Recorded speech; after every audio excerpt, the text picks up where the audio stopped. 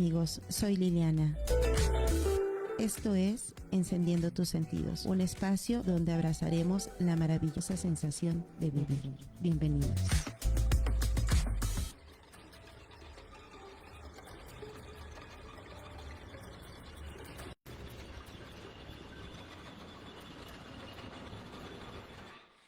Hola, ¿qué tal amigos? Bienvenidos a una emisión más de Encendiendo tus sentidos. Muchísimas gracias por estar con nosotros. Les deseo una muy buena tarde y gracias por su compañía. ¿Se han preguntado alguna vez por qué los mexicanos percibimos el terror de una manera muy distinta a lo que hace el resto del mundo? Esto se debe a la percepción que tenemos de la muerte y los fantasmas, cómo los percibimos también. Todo esto se basa en una profunda mezcla de tradiciones prehispánicas y creencias religiosas. Los diversos pueblos mesoamericanos tenían concepciones variadas sobre la muerte, eso es definitivo, pero todos compartían la idea de una existencia en otros planos después de la vida terrenal. En otras palabras, nuestros antepasados entendían la muerte como una transición, no como un final absoluto. Por ello, al llegar los españoles a nuestras tierras e introducir conceptos como el cielo, el infierno o el purgatorio, de alguna manera fueron fáciles de aceptar, o más bien dicho, de moldear a las creencias que ya se tenían entonces. Por lo tanto, no nos debe de extrañar, pero sí enorgullecer el tipo de cine que hacemos sobre este género en México, ya que no es sino el reflejo de los miedos colectivos, mitos y críticas sociales de cada época. O sea, que nuestro cine ha ido evolucionando.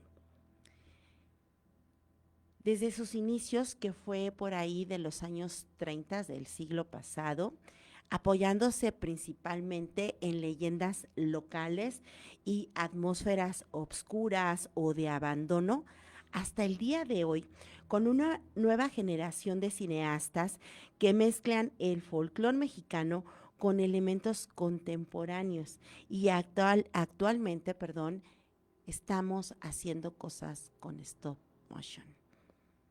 Tenemos de verdad en nuestro país mucho talento, mucha gente joven que está revolucionando este género y que se está atreviendo a experimentar y hacer cosas nuevas y tal vez trayendo cosas del pasado hacia el presente. Para hablar de este tema, está con nosotros un invitado que le vamos a pegar porque acaba de llegar. ¿Ustedes qué opinan? Está con nosotros Cristian López Calderón y vamos a hablar sobre el cine mexicano, género terror. Cristian. Sí, te estamos escuchando, perfecto, bienvenido. Hola a todas y todos. Perdón, pero es que en la noche yo me he visto del santo, el enmascarado de plata y salgo a... Ustedes entenderán que salir a luchar contra momias, vampiros, políticos... Sobre todo políticos. Sí, de más fauna nociva que hay en la ciudad. Pues obviamente me levanté y yo dije, yo recuerdo que estaba luchando contra estos entes sobrenaturales. Vengo vestido del santo. No entiendo por qué tengo un tonalla en mi mano y estoy abrazado de la taza del baño. Yo quiero pensar que sí hice lo que mis recuerdos estaban construyendo. Sí, lo que tenías en la mente, eso sí sucedió. Sí. Algo pasó que te pusieron una trampa, un enemigo. Y hay varios agentes secretos ahí que me ayudan, aunque parecen teporochos, y me dicen, estuvo bien lo de anoche. Y yo no quiero saber qué es lo que estuvo bien lo de anoche, seguiré pensando en mi historia principal. Perfecto, pues bienvenido, Cristian. Muchísimas gracias por estar aquí con nosotros. Muchas gracias, por la invitación nuevamente. Yo pensé que después de 2 invitaciones dije, ay, ya no vuelvas a traer este tipo. Eres de nuestros consentidos. ¡Ah, excelente! Eres de nuestros consentidos. Entonces, bueno, mira, ya di la introducción, pero ¿qué te parece si tú empiezas a hablarnos de cuando inició la primera película, de ahí cómo nos fuimos desarrollando. Mira, el cine de terror mexicano que empieza en los 30s, evidentemente toma muchos de los elementos que Hollywood estaba haciendo, porque pues era el único referente que había en ese momento. Sí. Y el terror de Hollywood pues, seguía como muy construido a partir de toda esta literatura gótica, Frankenstein, Drácula, todos estos elementos de la casona derruida, los elementos fantasmagóricos. Lo que se supo hacer muy bien es adaptarlo al medio mexicano. Okay. Cosa que ahorita pues no se está haciendo. Ahorita voltean y dicen, ah, mira, un monstruo hollywoodense lo ponemos aquí en una preparatoria donde todos tienen sus lockers y todos así de... Las preparatorias aquí no tienen lockers, ¿eh? Eso para empezar. Para empezar, yo dejo ahí mi bicicleta con candado y nada más me dejan el candado y hasta lo dejan abierto. O sea, eso no existe aquí. Pero en cambio, en el cine de terror mexicano, sí supieron hacer películas como la de La Llorona. Así es. La de La Llorona tenía toda esta atmósfera gótica, pero estaba adaptada. Los flashbacks eran del virreinato, o sea, no iban para atrás y era una mansión inglesa. Y yo, ¿por qué estamos en Inglaterra? No, era la Nueva España. Así es. Y eso fue construyendo una estética muy propia, porque sabían que podíamos hacer cine de terror con las propias leyendas que ya teníamos. Ajá. Aquí tenemos chaneques, aquí tenemos a La Llorona, a Nahuales. la mulata de Córdoba, aquí tenemos a Cristian abrazando la taza del baño con un tonalla en la mano. O sea, todos estos elementos que dicen, eso yo no lo veo en Estados Unidos. El que está ahí tirado es un gringo. Aquí Cristian sí se ve como muy perdido por la vida. Entonces, esos elementos estéticos funcionaron muy bien porque la gente ya podía ir a ver películas de terror hollywoodenses y lo que menos querían era ver una adaptación o una copia mexicana de lo mismo. Así es. Y de repente te aventaban un flashback en la Nueva España con una mujer que buscaba venganza porque el amante no la había querido a ella y se había quedado con la mujer y termina matando a los hijos y todos, La Llorona, que déjenme decirle que La Llorona es como un mito no fundacional mexicano, es de toda Latinoamérica. Así es. Ustedes hablan con peruanos, bolivianos, argentinos y, claro, La Llorona, y yo, La Llorona mexicana, no, ¿cuál Llorona mexicana? Hasta los argentinos, ¿cuál Llorona mexicana? Así, aquí tenemos nuestra Llorona. Entonces, uno se da cuenta de que son mitos que se van construyendo a partir de los diversos virreinatos que había en Latinoamérica. Y obviamente se construyen también desde un cariz religioso.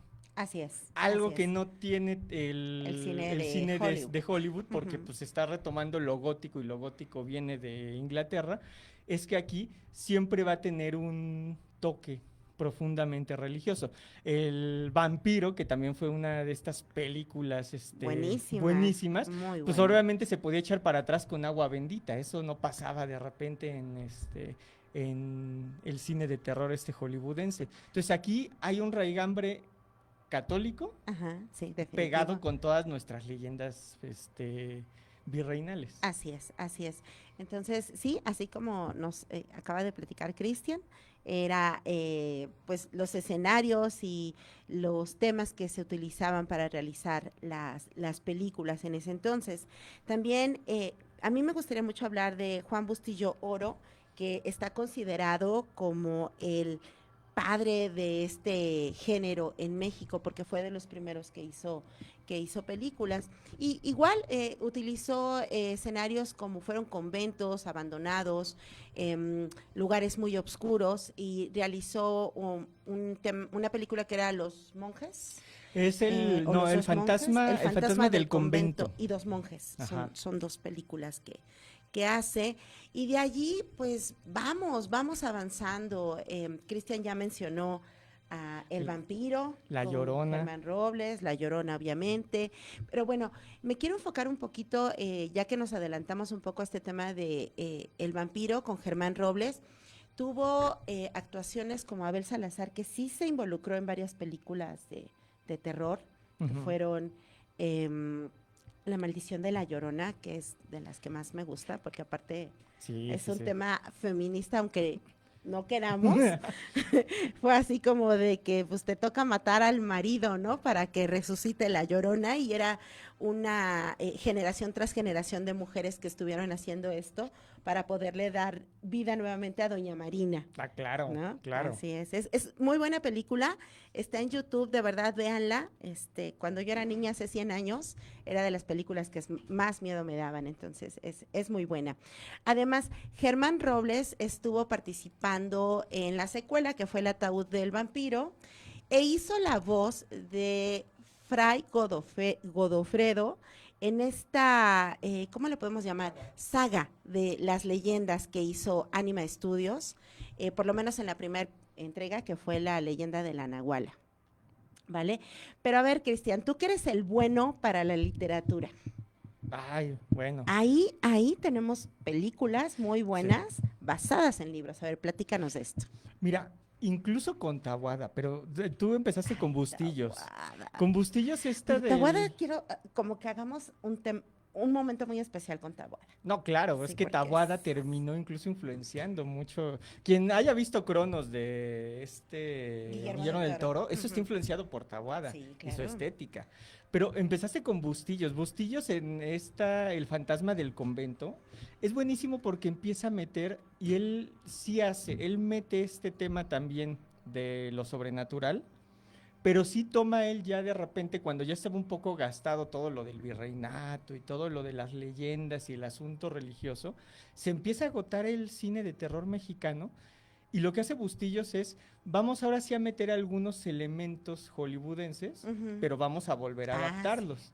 Porque en los fantasmas del convento, pues es la clásica historia burguesita donde están dos amigos, uno casado y el otro soltero, pero con ganas de la esposa del otro. O sea, tenía ganas de pecar y no comiendo pozole. O sea, veía los ojos principalmente de la otra.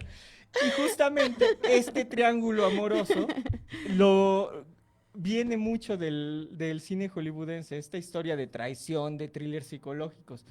Lo adaptan otra vez al convento, retoman otra vez el tema religioso, pero hace un juego muy interesante Bustillos porque está recreando la maldición que ya viene con los monjes en Ujú, Los Amigos. El ujú. monje también eh, deseaba a la esposa de un amigo. O sea, O sea, puro sí, pecado. puro pecado. Digamos que la sotana del monje la exprimía si estaba bien húmeda y no porque hubiera llovido. Entonces, había un serio problema ahí y obviamente él murió porque él sí pecó con la esposa del amigo y Ajá. evidentemente murió sin confesión. Entonces se convierte en un alma en pena con una maldición. Llegan en la época, bueno, en la época presente en ese momento, porque es como de los 40, 39, 40, el amigo con su esposa y el otro que estaba ahí, salivando como perro de Pablo, y evidentemente tienen el mismo problema y los introduce dentro del convento. Otra vez estamos hablando de un lugar muy religioso. Así es. Casi todo en Estados Unidos sucede en casonas, como en maldiciones tipo Hill House, cosas por Exacto, el... exacto. Y acá no, es en un convento. Y aparte de que los introducen monjes, llegan y encuentran como el cadáver de este monje que señala ¿cómo se llama? Un libro maldito. Ok. Y en el libro maldito lo que está señalando es justamente eso. Tu amigo desea a tu mujer. Y él, así, pues claro, es mi mujer, está bien buena, pero oye, ¿por qué la estás deseando? Entonces, se dan cuenta cuando están leyendo eso, que el monje le pasó exactamente lo mismo. Están recreando la historia Ajá, nuevamente. así es. Esa construcción narrativa de Bustillos es buenísima porque está recreando un efecto cíclico del tiempo. Así es. Y ese efecto cíclico nosotros lo vamos a ver en literatura, por ejemplo, en Aura de Carlos Fuentes. Quien no haya leído Aura de Carlos Fuentes, nota ahí que todo el elemento fantasmagórico tiene que ver con la ciclicidad. Algo que ya ocurrió durante la época de la intervención francesa está volviendo a ocurrir en una casa derruida con un semifantasma, una mujer entrada en años y un historiador joven, y eso ellos tres ya habían vivido previamente. Este asunto del efecto cíclico lo introduce Bustillos, lo retoma Carlos Fuentes Carlos en Aura. Fuentes. Ok, perfecto. Y además de él, tenemos a Juan Rulfo.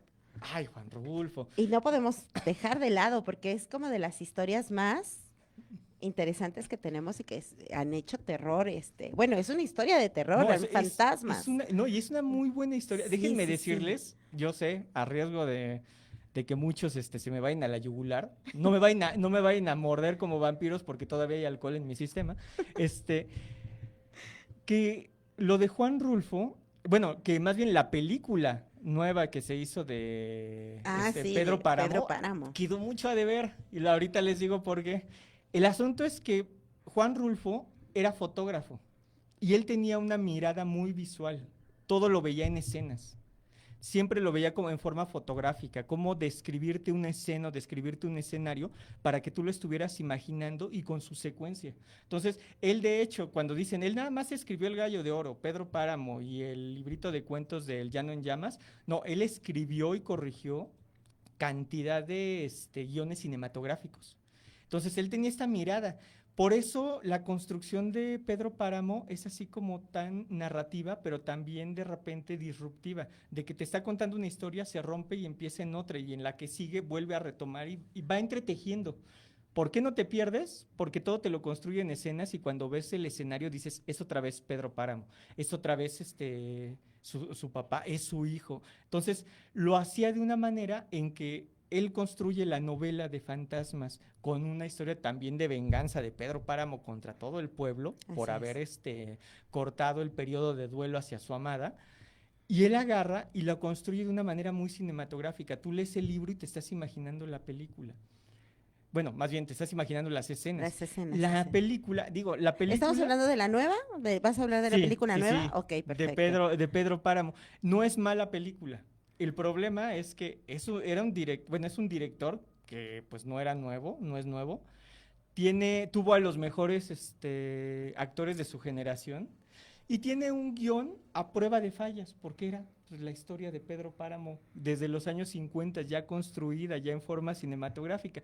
Y cuando la ves y termina la película dices, pues estuvo bien, pero teniendo esos actores, ese presupuesto al director y justamente el guión a prueba de toda falla, tenías que haber dado algo grandilocuente y ¿Qué se crees quedó que le muy hizo corto. falta? ¿Qué crees que le hizo falta, Cristian? Atmósfera.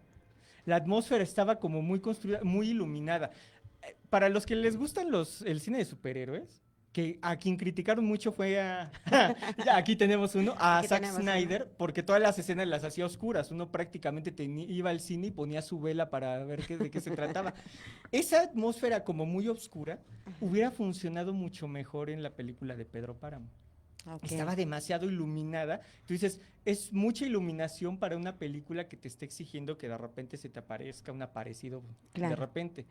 Y de repente dices, las escenas van muy rápidas. Sí tenías espacio, sobre todo porque Juan Rulfo te construía las escenas, te construía los fragmentos con el ritmo que necesitaba. Si necesitaba que iba rápido, te lo describía rápido. Si no, te sabía cómo detener la historia. La historia, ok. Todo lo fue haciendo muy rápido. Las partes en donde Juan Rulfo decía, aquí hay que detenerse porque aquí llega el hijo de Pedro Páramo ya en forma de ánima. Ajá. No, pasó rápido y yo, ahí va un ánima, ya se echó a correr. Sí. Entonces ahí fue donde falló. Bueno, de todas maneras, amigos, creo que es una película interesante. Aquí el experto es Cristian, definitivamente ponerme a debatir con él jamás, porque me va a ganar 1 millón de veces, pero definitivamente es una película que yo así disfruté mucho, me atrapó, se me hizo bastante interesante la manera en la que se presentaron la historia, pero bueno, aquí ya es de gustos, aquí ya En es de gusto se gustos. rompen géneros. Y Así es. aparte, recuerden que no vengo en mis 5 sentidos Sí, todavía. esa es por esa razón opina. Pero bueno, entonces sí, ya vamos a hablar de este maravilloso director que tiene una tetralogía que es el maravillosísimo Enrique Taboada.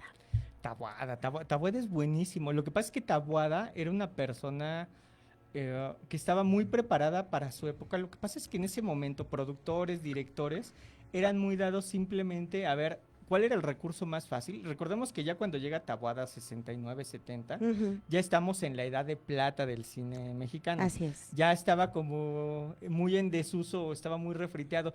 Y si le ponemos otra vez este sombrero de charro y que vaya cantando Claro. media película y todos, no, otra vez, por Dios, ya hasta se murió este Pedro Infante y ya quien me pone ese es al piporro, por Dios, no, ya basta. Entonces, y los directores y productores decían, si yo todavía puedo sacar dinero de esto, pues exprimo al caballo y al mariachi hasta más no poder. Pero Taboada venía sí de un linaje de personajes, de directores que tenían conocimiento de letras hispánicas, pero sobre todo de letras inglesas. Ujú. Entonces él dice, todas estas historias se pueden adaptar. Por ejemplo, El Niño de Piedra es una El libro de el libro piedra. de piedra, perdón, es una adaptación de Otra Vuelta de Tuerca de Henry James.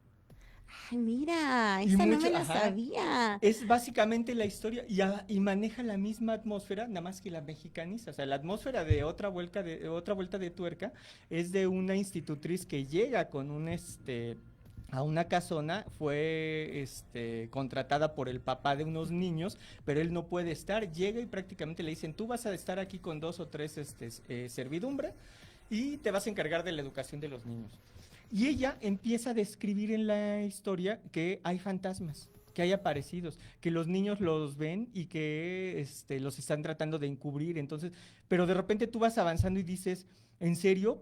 Porque yo no lo estoy viendo. Hay un momento donde la niña está jugando ahí con un barquito de madera Ujú. y ella agarra y se lleva a la niña corriendo. Es que ahí estaba el fantasma, le dice a la servidumbre, dice, y la niña trató de distraerme. Y uno regresa a las páginas y dice, No ¿cuándo está. sucedió esto? Entonces no sabes si realmente hay fantasmas, si la institutriz está loca, si se fumó un porro en la mañana. Entonces uno está completamente distanciado de la realidad porque Henry James te obliga a regresarte y dice, hay ambigüedad. Oye, a ver, hay una pregunta. Digo, porque a mí me encanta el libro de piedra. También en esta historia de la que nos estás hablando existe este personaje de la madrastra, Sí, que es no es la madrastra, es la institutriz. Ah, Aquí. bueno, porque en el libro de piedra hablemos que la institutriz, que es Marga López, es Ajá, es como la la única madrastra. que logra acercarse a la niña Sí. que tiene esta comunicación con Hugo. Y Ujú. la madrastra, Sí. que es, no me recuerdo el nombre de la actriz, perdón, pero bueno, la niña literalmente pues no la acepta No. y ya sé que Hugo, este personaje maravilloso y terrorífico a la vez, le haga maldades a la madrastra al grado de que le enseña a hacer brujería vudú Ujú. y torturan a la madrastra. En esta Claro. historia de la que nos estás hablando, ¿existen estos elementos? La madrastra no existe como tal, la institutriz sí, y es como la que se da cuenta.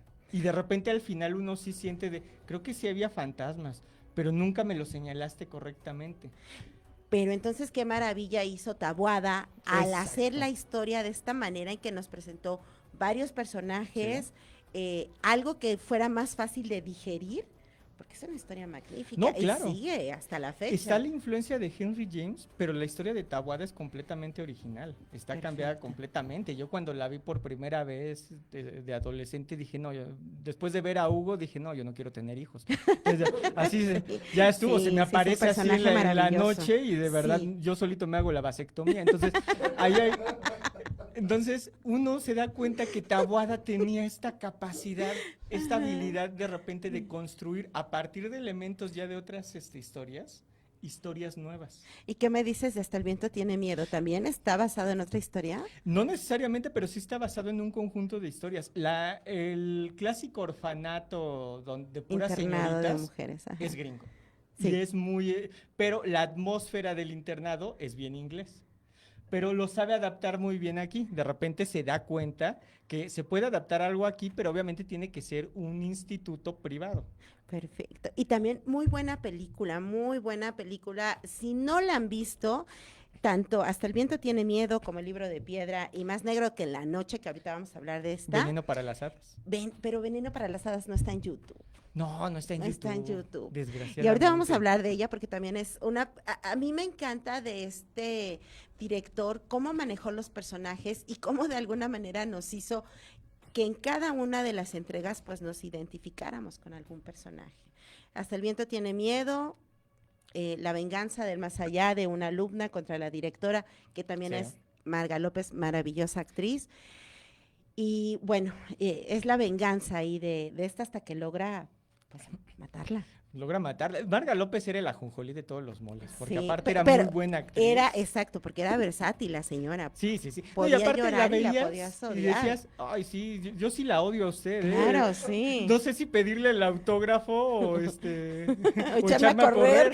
Entonces funcionaba para todo y aparte era una actrizaza, o sea, Sí, sí, sí, sí sí. le crees hasta el final cuando ves que se está fraguando ya su venganza de Sí. yo sí quiero ver a Marga López sufriendo. Entonces, Sí, sí, sí, sí, la elección, definitivamente. Taboada no solamente se encargaba del guión, de la dirección, sino del casting. Entonces Ay, él guau. sabía perfectamente qué actores y qué actrices sí iban a funcionar en ese momento. Perfecto. Y entonces, fíjate, ¿cómo armó este elenco de Más Negro que la Noche? Porque, bueno, vemos puras mujeres guapas, muy talentosas, con excepción, y no porque no haya tenido talento, pero era nueva, Lucía Méndez, Lucía Méndez. ¿no? No, bueno, Elena Rojo, Elena Rojo, que eran las Isela Vega. principales. Sí, Pero sí, sí. obviamente Susana él tenía este Rosamantes. ojo. Si te das cuenta en Hasta el viento tiene miedo, digo, las chicas Ah. también. Todas eran guapísimas, hasta la insoportable que era la nerd que Ah, agarraba sí. y siempre estaba ahí La que dándole. nace del huevo. Exactamente, esa. Taboada ya tenía un muy buen ojo para hacer Ajá. los castings y se daba cuenta que necesitaba una mezcla entre actrices prometedoras y que tuvieran calidad, pero que ya jalaran. Ujú. Entonces no podía escoger también puras actrices de gran calado, Claro. pero que fueran desconocidas porque necesitaba jalar público. Entonces tenía esta combinación del director, productor, guionista, que sabía mediar entre un producto de muy buena calidad y un producto comercial que se vendiera. Ujú. Y era algo que otros directores no tenían. De repente, pues volvemos a meter al piporro cantando. Y yo, sí, claro, ok, esto va a jalar, pero no necesariamente es de buena calidad. Ajá. O de repente se aventaban historias de muy buena calidad, pero no pegaban en el cine el porque gusto no del había público, ¿no? el nombre de alguien Ujú. que jalara lo suficiente. Porque si metías a cualquiera que jalara, de repente, no se lo creí, qué mal actor, qué mala actriz. Él sabía combinar esto. Ya tenía cierta también independencia para hacerlo, porque había demostrado que podía producir y también podía generar. Perfecto, muy bien. Pues esta película de Más Negro que la Noche habla de una heredera que llega a pues sí, una casa antigua Sí. donde no solo hereda la casa, sino hereda a la sirvienta y a un gato. Un gato. Un gato negro maravilloso que es Becker. Y es el catalizador de toda esta historia porque era la mascota consentida de la tía que murió, Sí. ¿vale? Y aquí pues hablamos de la crueldad humana porque el hecho de cómo matan al pobre gato, las Sí. amigas, pues detona esta venganza del más allá de la tía Claro.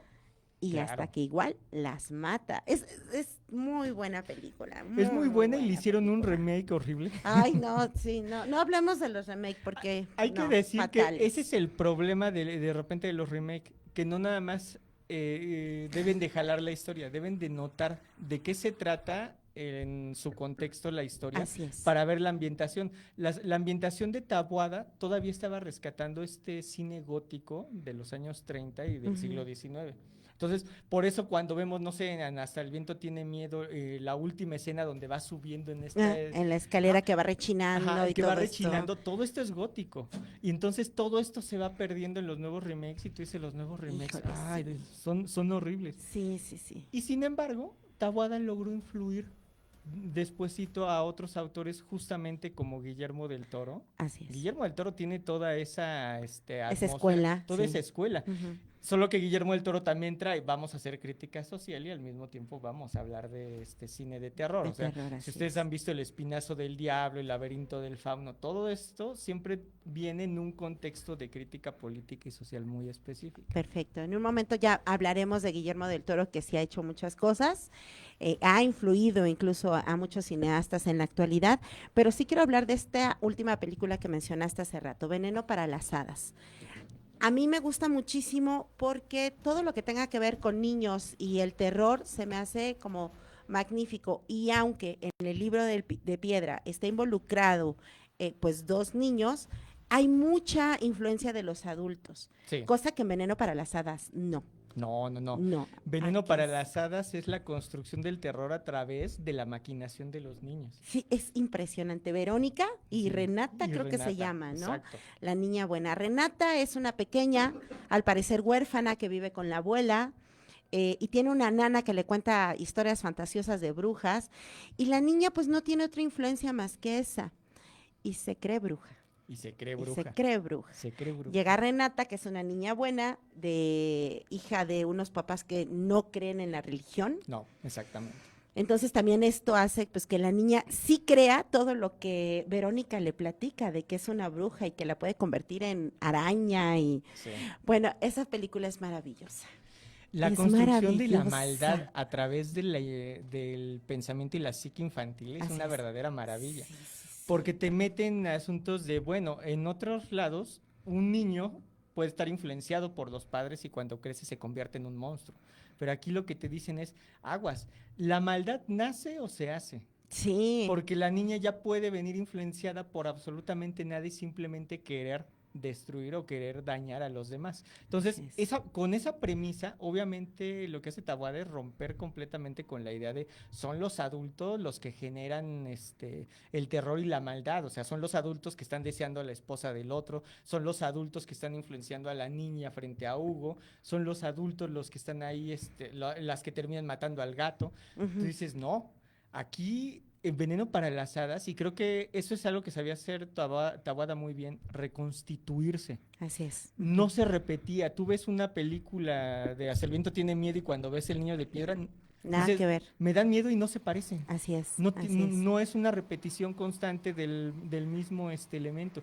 En Veneno para las hadas tú dices, híjole, si no me habías hecho la vasectomía, ahora sí me la voy a hacer. Entonces, o sea, tú ves a la niña, dije, Hugo, bueno, pero si me sale una niña y ves a la niña ahí con la maldad a flor de piel, y dices, no, tampoco, mejor adopto un gato. Entonces, es un elemento muy interesante porque él vuelve a retomar lo gótico, pero Ujú. también resalta algo, lo religioso. Así es. Que la familia de la niña De que viene Renata. no fuera religiosa Ujú. es un elemento que golpea mucho porque los mexicanos siguen siendo profundamente católicos. Así es. Ujú. Entonces, había un problema. Uno quería estar del lado de la niña, pero estaba señalando a los papás por no ser creyente. Claro. Entonces, pegaba muchísimo este elemento de no poder empatizar de todo con ella y de repente irrumpe la otra niña. Pero, y aquí voy a una pregunta que siempre yo me he hecho en relación a esta película. Todos calificamos a Verónica de que es la mala. ¿Por qué? Porque ella al final está jugando con la fantasía que le despertó la nana. Pero Claro. Renata al final la quema, la mata. Sí, por Entonces, supuesto. quién es quién es más malvada? ¿La que se creía bruja o la que la quema? ¡Guau! Sí, no, Taboada deconstruye incluso esto. Las películas mexicanas estaban muy pobladas por este es el héroe y este es el villano. Ujú. Y él agarra y te dice, a ver, al final de la película tú dime quién es ¿Quién el es? héroe y quién es el villano, quién es el Sí, protagonista sí, y quién es sí. el antagonista. Sí. Es bien difícil mostrarlo porque él empieza a diluir los elementos de las dos niñas Ajá. y te muestra que tienen claroscuros. O sea, Así no es es. ni la mala tipo señor Burns tocándose los dedos, ni la otra tiene una aureola y empieza a ascender por el cielo. Claro, así es. Las dos tienen claroscuros y los claros de una empiezan a aparecer a mitad de la película y los oscuros de la otra. Y de repente tú dices, a ver, ¿quién era la mala aquí? Y yo, Así es. pues tus personajes están tan bien construidos que se parecen a nosotros. Claro. Ese es el claro. elemento para que tú puedas tener buenos personajes tanto en literatura o cine. Tienen que ser profundamente contradictorios, porque Ujú. nosotros somos contradictorios. Así es. Y la contradicción es como la grietita por donde puede entrar el cambio. Así es. Él lo sabía perfecto. hacer muy bien esto. Tienes aquí toda la razón y aquí aplaudo este punto que destacaste de que él elegía a las actrices, porque creo que Ana Patricia Rojo, que interpreta a Verónica, Ujú. desde niña tuvo muchísimo talento. La escogió porque ella venía de haber hecho una obra de teatro que se llamaba La Semilla del Mal. Ujú. Y vimos una actuación maravillosa en toda la película de Ana Patricia, portándose como la mala, pero al final cuando se está quemando de verdad es desgarrador escuchar sus gritos y sus llantos de niña Por pidiendo supuesto. auxilio. Véanla, sí, esta sí no la van a encontrar en YouTube, hay que buscar Nosotros se las plataforma. buscamos, es lo de menos. Perfecto, Cristian, la esperamos porque es de las películas que más me gustan de este director. Entonces, sigamos caminando por este mundo del cine mexicano de terror. Híjole, es que después de eso viene obviamente Guillermo del Toro, pero Guillermo del Toro es ahí como un oasis en el desierto corrupto del cine de terror mexicano de los 2000, 2010, que tienen ahí un par de películas que son bastante rescatables, pero de repente te das cuenta de algo como Kilómetro 31 y dices, perfecto, yo tenía insomnio y ya sé cómo voy a dormir en las noches, poniendo Kilómetro 31 una y otra vez hasta que ronque. ¿Qué hace mal Kilómetro 31, aparte de existir? Copia exactamente el estilo hollywoodense de hacer cine de terror. Cine de terror, así es. Obviamente tú dices, bueno, ¿por qué funciona de repente el cine de terror gringo si ya es como muy repetido? Pues porque tiene para los efectos especiales, ¿no? Uh-huh. O sea, ver a Freddy Krueger ahí de repente haciéndose las garras gigantescas o sacando el slasher y las tripas, tú dices, hay presupuesto. Tú Kilómetro 31 lo trataste de hacer ahí con un niño que lo maquillaste y parecía que iba a pedir calaverita el 1 de noviembre. Entonces tú dices, no funciona. No puedes simplemente copiar lo que hacen en Estados Unidos, traerlo para acá y pretender que funcione. Y de repente dices, no es cierto, te atreviste a hacer Kilómetro 31-2. Y bueno, es un homenaje al humor involuntario. Quiero entenderlo así, no hay de otra forma de entenderlo. Y sin embargo, se logran hacer algunas películas que me parecen muy interesantes en la época de los 2000, sobre todo la de Los Visitantes. Uh-huh. Los Visitantes es buenísima. Me parece, Somos lo que hay. Somos lo que hay. Es canibalismo de maravillosa, es muy maravillosa. buena película. Muy buen manejado Y el en tema. el 2017 viene una película de una directora mexicana, que hay que decir que no habíamos mencionado directoras, Isa López, que se llama Vuelven. Vuelven. Isa López es toda la escuela de Guillermo del Toro. Crítica social, son niños los que están ahí luchando contra la corrupción de un país ensangrentado. Por el narcotráfico. Ajá, pero entre el narco, la lucha contra el narco. Los políticos, también hay un elemento fantasmagórico que busca venganza. Y esta Isa López lo sabe retratar muy bien en esta película de Vuelven. Y el único, o por lo menos que yo tengo registrado, el único intento de cine de terror mexicano de metraje encontrado está en esta peliculita de Archivo 253. Ah, sí, perfecto, el del manicomio. El del manicomio. Sí, Déjenme sí. decirle que es una película de muy bajo presupuesto y logra elementos muy terroríficos. Interesantes. Y muy rescatables. O sea, sí logra estresarte de repente, a pesar de que se nota que el presupuesto es bajísimo. ¿Escuchaste Kilómetro 31? Entonces, tú te das cuenta que sí hay talento, de repente lo que se termina apoyando son cosas que tú dices, esto no va a funcionar. Archivo 253 es meterse en un ex manicomio que estaba ahí por Coapa. O sea, no toma elementos gringos, sino toma de nuevo una leyenda mexicana. Ese manicomio, híjole, había prácticas bien raras allá adentro, quién sabe qué pasaba. Inicia con metraje encontrado como si fuera un documental. Las entrevistas del inicio sí son de gente que estuvo ahí. Ah, mira, eso no me lo sabía. El señor que dice es que adentro se hacían exorcismos, pues se nota que es un señor que estuvo ingresado y que pues, no está bien de la cabeza, pero obviamente al decir esto te meten el clic de, ay, ¿qué pasaba dentro de ese manicomio? Y el doctor que sí estaba ahí, lo están entrevistando, ¿nos puede decir por qué cerró el lugar? Y él no quiere contestar. Lo más seguro es que se trate de corrupción y cosas así, pero también sirve para... te deja abierto. Te deja abierta la ambientación para esto. Entonces, inicia la película con ellos saltándose de manera clandestina a un lugar completamente abandonado y queriendo grabar a ver si hay elementos fantasmagóricos. El hecho del muerto que está ahí en una cama pútrida y que lo descubren porque la puerta se abre sola, funciona re bien. El hecho de ya cuando están siendo perseguidos de una cosa moviéndose como araña, pero utilizando muy bien los claroscuros para que no se alcance a ver y ellos moviéndose rápido, te mantiene así que todo al borde del asiento. Un poco más de presupuesto y esa película no tenía nada que pedirle a La Bruja de Blair, pero pues obviamente no había mucho presupuesto y aún así creo que el casting de actores fue muy bueno.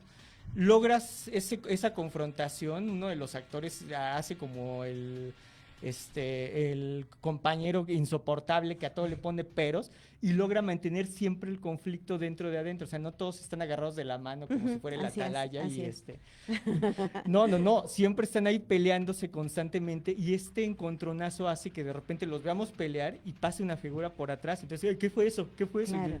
Funciona muy bien. Es una película muy bien hecha. Desgraciadamente sí le faltó mucho presupuesto para poder pegar todo lo que hubiera querido. Pero ¿sabes qué, Cristian? Fíjate, qué fabuloso estos temas que hemos abordado ahorita, porque hemos visto cómo ha ido evolucionando el cine y cómo con el paso del tiempo, pues los directores, las personas que están dentro de este mundo se han atrevido a hacer cosas que a lo mejor sí funcionan, a lo mejor no funcionan y los toman como referencia para que la que siga sea mejor, no lo sé, pero creo que sí nuestro cine ha ido evolucionando.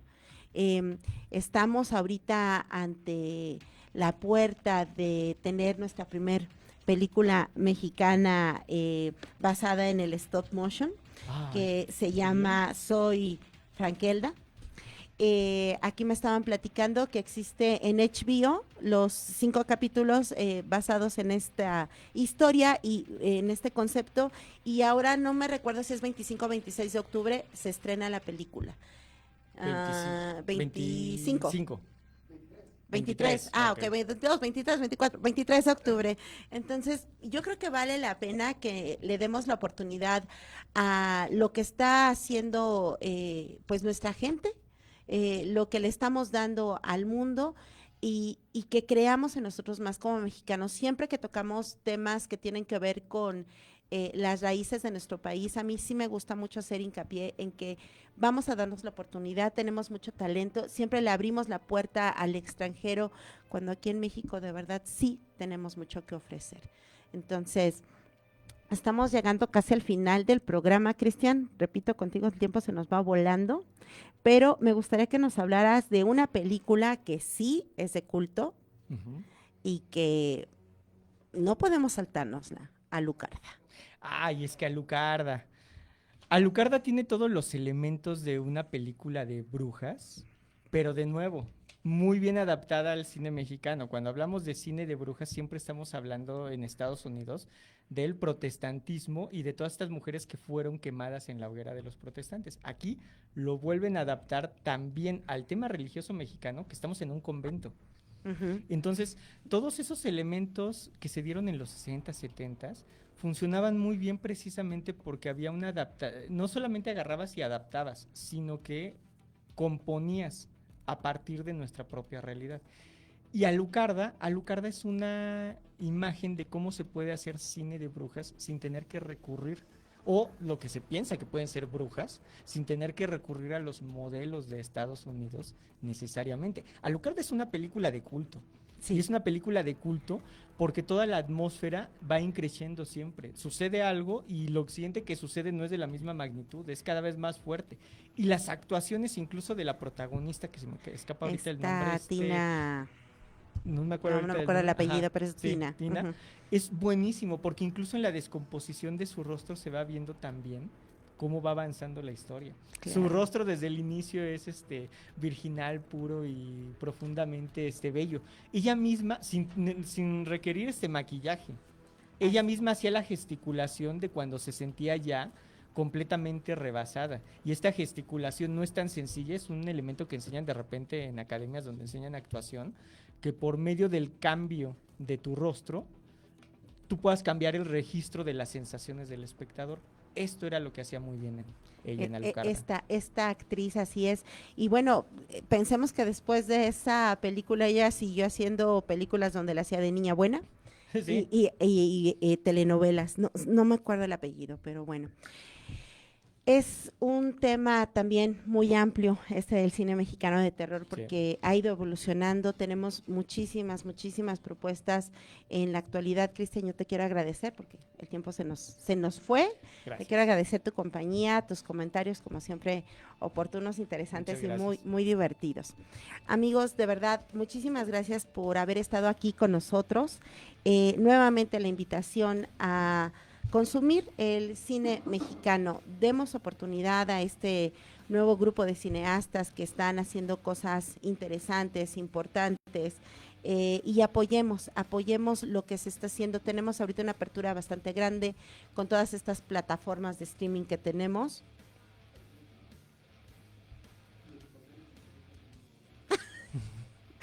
No te escucho, Mike. Ustedes perdonarán, pero bueno. Los queremos invitar la próxima semana que nos acompañen. Vamos a tener un tema bastante interesante, picoso. Voy a subir una encuesta a Facebook. Me gustaría muchísimo escuchar sus comentarios. Vamos a hablar sobre las amistades peligrosas al borde de la tentación. Y para platicar sobre este tema va a estar con nosotros Leo López. Los espero el próximo domingo. 1000 besos, los llevo conmigo. Gracias. Gracias por acompañarnos. Te espero el siguiente domingo en un episodio más de Encendiendo tus sentidos.